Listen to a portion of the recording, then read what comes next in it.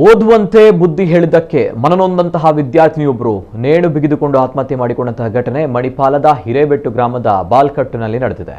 ಬಾಲ್ಕಟ್ಟು ನಿವಾಸಿ ಮಲ್ಲಿಕಾ ಎಂಬುವರ ಮಗಳು ಸಮನ್ವಿ ಆತ್ಮಹತ್ಯೆಗೊಳಗಾಗಿರುವಂತಹ ಬಾಲಕಿ.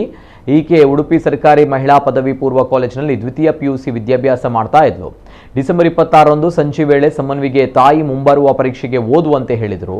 ಆದರೂ ಸಮನ್ವಿ ಓದದೆ ಫೋನ್ನಲ್ಲೇ ಮಾತಾಡ್ತಾ ಇದ್ಲು. ಈ ವೇಳೆ ತಾಯಿ ಆಕೆಗೆ ಬುದ್ಧಿವಾದ ಹೇಳಿದ್ರು. ಇಷ್ಟಕ್ಕೆ ಸಮನ್ವಿ ಮನೆಯ ಬೆಡ್ರೂಮ್ಗೆ ಫ್ಯಾನಿಗೆ ನೇಣು ಬಿಗಿದು ಆತ್ಮಹತ್ಯೆಗೆ ಯತ್ನಿಸಿದ್ರು.